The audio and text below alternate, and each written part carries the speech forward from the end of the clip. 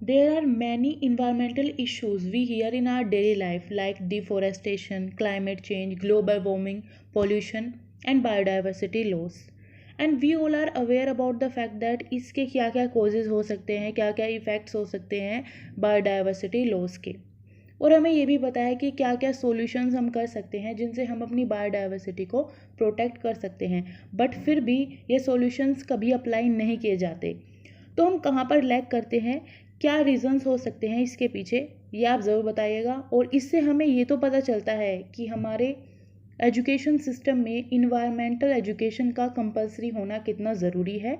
सो आज हम यही जानेंगे about the role of environmental education in our education system. Hello everyone, so today I am going to explain about the status of environmental education in India. सबसे पहले बात करें तो हमें पता है India is one of the few countries in the world जहाँ पे क्या है, इन्वायरमेंटल एजुकेशन कंपलसरी है at all levels of formal education.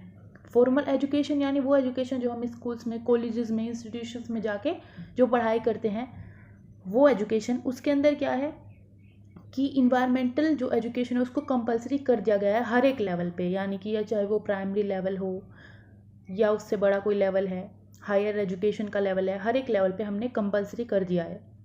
और ये इसको कंपलसरी क्यों किया गया, सबसे पहले उसकी बात करें तो श्री MC मेहता ने इन 1991 में पब्लिक इंटरेस्ट लिटिगेशन बिल ये जो है वो डाली थी रिगार्डिंग कंपलसरी यानी कि इन्वायरमेंटल एजुकेशन, यहाँ पे कहाँ पे, सुप्रीम कोर्ट में।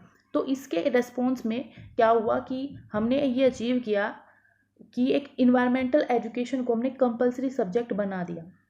और ये किसके द्वारा बनाया गया, national council for education research and training यानी कि NCERT। अब इस बिल जो ये बिल थी 1991 की, इसके अंदर सुप्रीम कोर्ट ने क्या डिक्लेयर किया, तो यहाँ पे डिक्लेयर किया गया है कि we accept on principle that through the medium of education awareness of environment and its problem related to pollution should be taught as a compulsory subject. तो जिसकी हमने बात की, ये सारी चीज़ों को हमें पढ़ाना ज़रूरी है जिस तरह हमें एक कंपलसरी सब्जेक्ट को पढ़ाते हैं, तो ये भी हमें एज अ कंपलसरी सब्जेक्ट पढ़ानी है। तो ये सुप्रीम कोर्ट ने वहाँ पे डिक्लेयर किया गया था। इस डिक्लेरेशन को देखते हुए इन दिसंबर 2003 NCERT ने एक मॉडल सिलेबस प्रिपेयर किया फॉर यानी कि इन्वायरमेंटल एजुकेशन।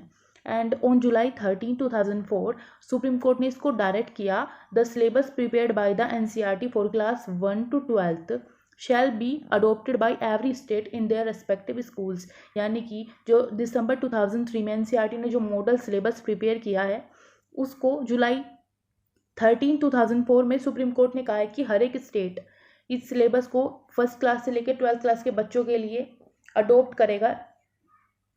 NCERT ने जो सिलेबस प्रिपेयर किया है इसी को हर एक स्टेट में, हर एक स्कूल्स के अंदर। It further directed NCERT be appointed as a nodal agency to supervise the implementation of the court's order. साथ में NCERT को एक ऐसी एजेंसी भी बना दिया गया जो सुपरवाइज करे, यानी देखती रहे कि ये इम्प्लीमेंटेशन हो रहा है नहीं कोर्ट के ऑर्डर का, यानी कि वो सिलेबस हर एक स्टेट के अंदर हर एक स्कूल्स में फॉलो हो रहा है या नहीं।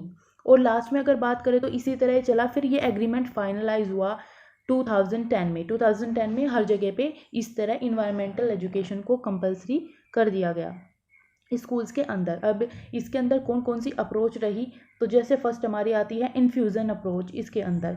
तो इन्फ्यूज़न अप्रोच क्या है, यहाँ पे जो वर्ड आ रहा है इन्फ्यूज़, तो इन्फ्यूज़ का मतलब है फोकस करना।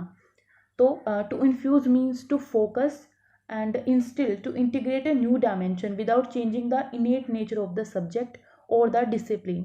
जैसे अगर बात करें आपको ज्योग्राफी पढ़ाना है तो ज्योग्राफी का जो सब्जेक्ट है कि आप अर्थ की जियोलॉजी ये सारी चीज़ें बता रहे हैं वहाँ पे, वेदर, क्लाइमेट, बहुत सारी चीज़ें आपने बताई, तो साथ साथ में हमें उसी में इंटीग्रेट करना है इन्वायरमेंटल एजुकेशन को भी। ये रही हमारी इन्फ्यूज़न अप्रोच। और जिससे जो ज्योग्राफी का जो सब्जेक्ट है जिसके लिए ज्योग्राफी सब्जेक्ट को पढ़ाया जा रहा है वो चीज़ भी कहीं ना कहीं कम ना हो, वो लगातार चलती रहे, बट साथ में हम इन्वायरमेंटल एजुकेशन को उसमें इंटीग्रेट भी करते रहे।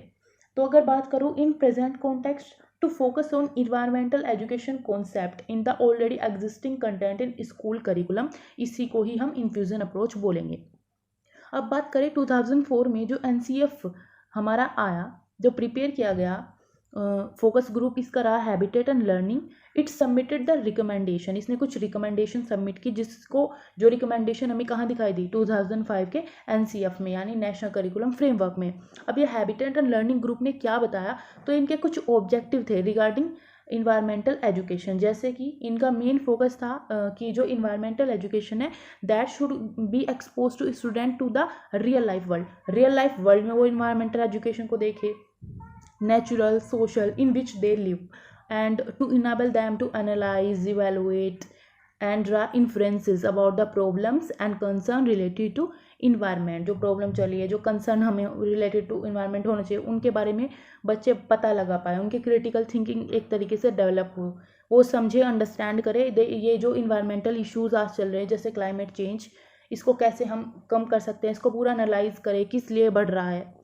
और हम इसके अंदर क्या हर एक वो चीज़ ऐड की गई जिससे कि इन्वायरमेंटल इश्यूज़ पे बच्चों की अंडरस्टैंडिंग को हम बढ़ा सकें। हम इससे प्रोमोट करते हैं positive environmental actions in order to facilitate the move towards sustainable development, यानी कि हम जो रिसोर्सेज हैं उनका यूज़ तो करें without compromising the needs of the future generation, कि फ्यूचर जनरेशन की नीड को भी हमें कॉम्प्रोमाइज़ नहीं करना है। हमें इस तरह रिसोर्सेज का यूज़ करना है कि वो इतने बचे रहे कि फ्यूचर की जनरेशन भी उन्हें यूज़ कर पाए। इन गोल को अचीव करने के लिए ही जो करिकुलम है वो बेस्ड था कुछ 3 हमारे जो ऑब्जेक्टिव मान के चले उन पे, जो कि रहे जैसे लर्निंग अबाउट द इन्वायरमेंट, यानी इन्वायरमेंट के बारे में पढ़ना, कितना फ्रेश वाटर है हमारे पास, कितना वाटर अवेलेबल है, ग्राउंड वाटर रिवर्स में कितना है, कितनी की स्पीशीज़ है, किस तरह के रिसोर्सेज अवेलेबल है, यानी हम इन्वायरमेंट में जो भी चीज़ है उनके बारे में हम पढ़ेंगे। लर्निंग फॉर द इन्वायरमेंट, यानी इन्वायरमेंट के लिए पढ़ रहे हैं यहाँ पे हम, कि कैसे उसको सेव करें, कैसे कंजर्व करें इन्वायरमेंट को, क्या क्या मेथड्स हम अप्लाई कर सकते हैं। लर्निंग थ्रू द इन्वायरमेंट, यानी कि इन्वायरमेंट में जो भी हमें रिसोर्सेज मिल रहे हैं उन रिसोर्सेज की हेल्प से बच्चों को हम पढ़ाएं कि कैसे इनका हम सस्टेनेबल यूज़ कर सकते हैं। तो इस तरह बाकी थोड़े सिमिलर ही टर्म्स हैं। तो इन तीनों को एक बेस मान के ये गोल हमें अचीव करने थे एक तरीके से। The habitat and learning group में ये बात की। अब बात करें इसको अचीव करने के लिए the NCF habitat and learning group ने क्या किया, 6 मेजर एरियाज आइडेंटिफाई किए कि हाँ इन जो 6 मेजर एरियाज हैं इन पे वर्क किया जाए तो कहीं ना कहीं हम इसको अचीव कर सकते हैं।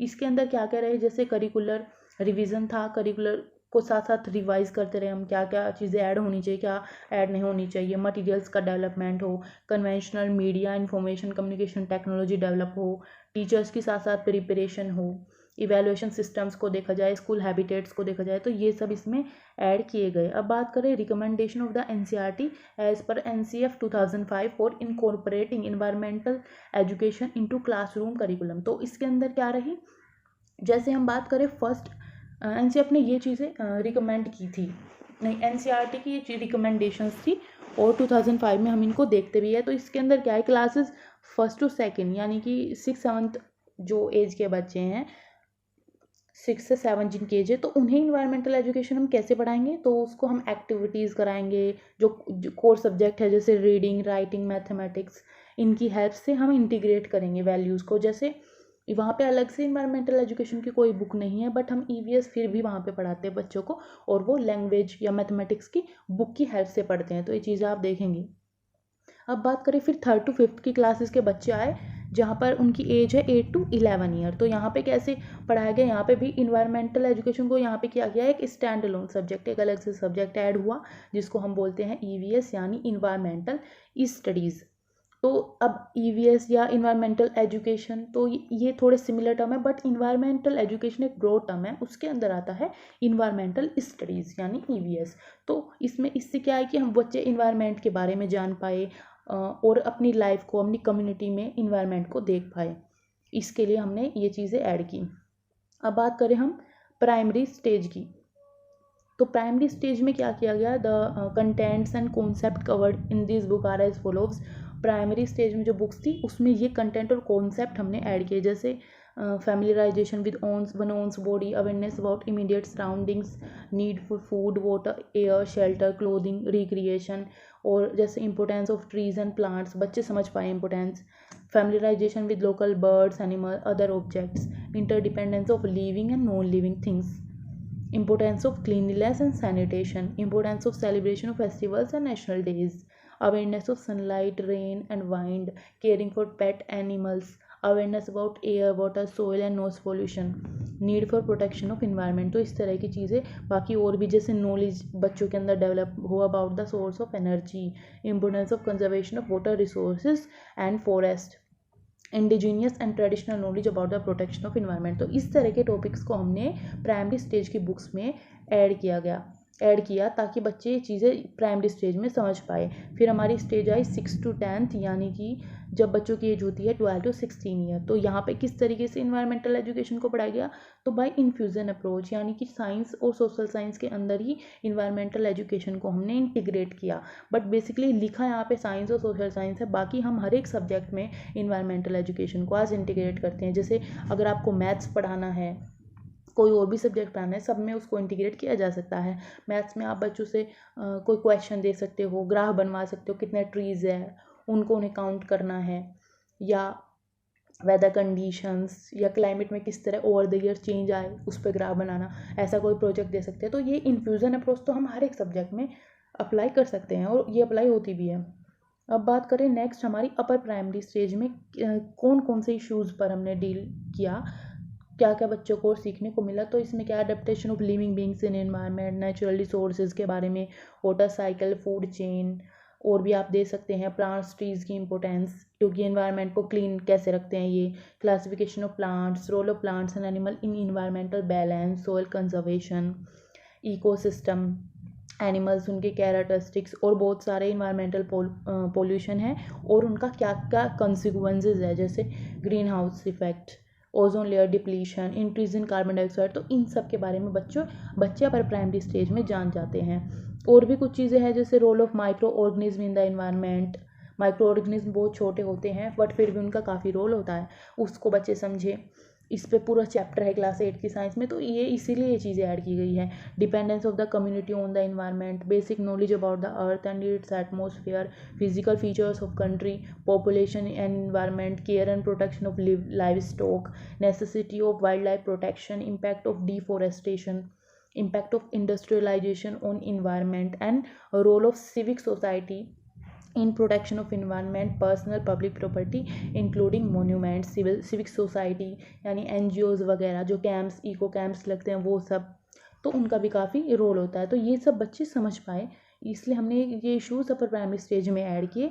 सेकेंडरी स्टेज या हायर सेकेंडरी स्टेज में हम देखें, यानी कि वैसे ही सेकेंडरी स्टेज है नई पॉलिसी के अकॉर्डिंग, और पहले ये हायर सेकेंडरी स्टेज थी।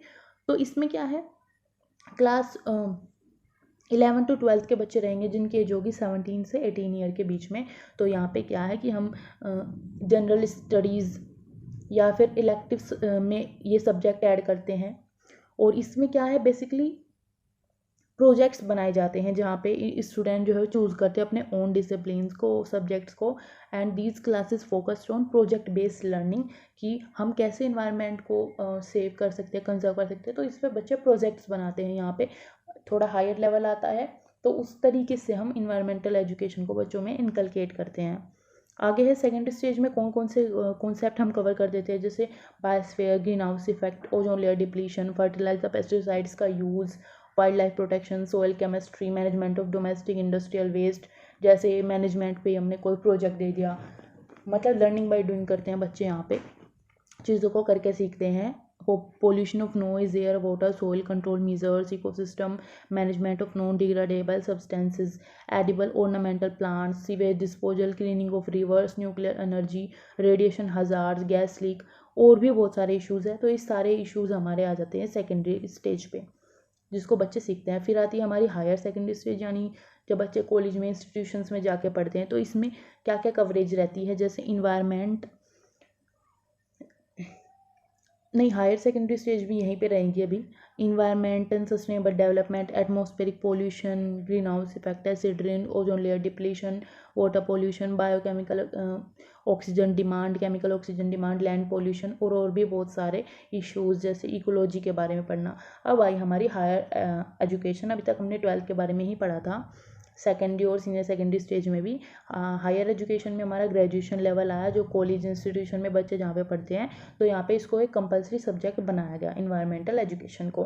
पोस्ट ग्रेजुएशन लेवल की बात करें तो इसमें क्या है, इन्वायरमेंटल एजुकेशन में ही हम डिग्री लेते हैं, जैसे इन्वायरमेंटल इंजीनियरिंग ऐड हुई, civil engineering town country planning के अंदर ये इंक्लूड है, इसके अंदर ये इंक्लूड किए गए environmental improvement of urban slums, human settlement, landscaping, industrial design और बहुत सारी चीज़ें। तो इस तरह यहाँ पे क्या है, पोस्ट ग्रेजुएशन लेवल पे ऐसे इंजीनियरिंग में इन्वायरमेंट को ऐड किया गया।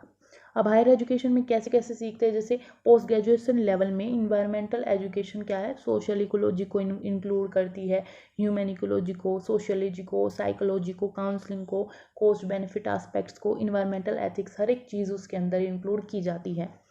और इन्वायरमेंटल लेजिस्लेशन भी एक पार्ट है करिकुलम का, जिसके अंदर क्या है, इन्वायरमेंटल पॉलिसीज़ बच्चे उनके बारे में पढ़ते हैं, इन्वायरमेंटल प्रोटेक्शन लॉज के बारे में पढ़ते हैं।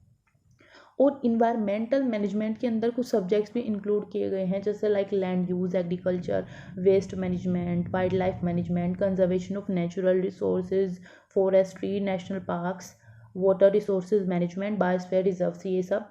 अब इन सब मेन सब्जेक्ट के अलावा हम बात करें तो बहुत सारे टॉपिक्स हैं जिससे हम डील करते हैं with the health and welfare of human beings, जैसे hygiene, toxicology, occupational health, nutrition, chemical engineering, ये सारे टॉपिक भी हम देखते हैं।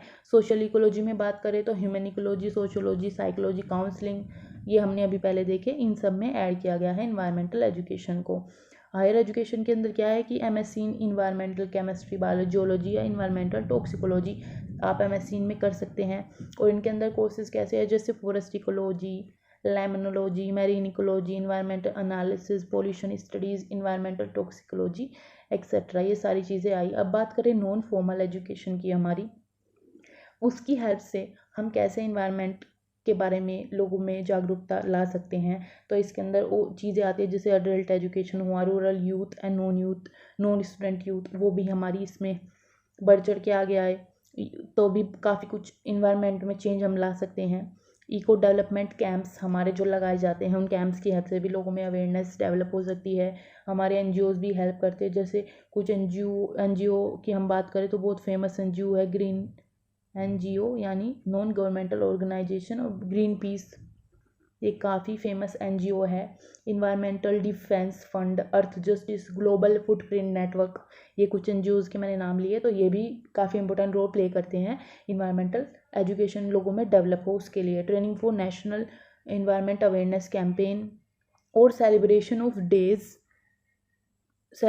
डेज ऑफ इन्वायरमेंटल इम्पोर्टेंस, जैसे 5 जून को हम वर्ल्ड इन्वायरमेंट डे मनाते हैं, तो उन्हें सेलिब्रेट करने में भी कहीं ना कहीं हम लोगों में अवेयरनेस डेवलप कर पाते हैं। सो आज हमने जाना role of environmental education in Indian education system में। So thanks for watching, please like, share and subscribe the channel.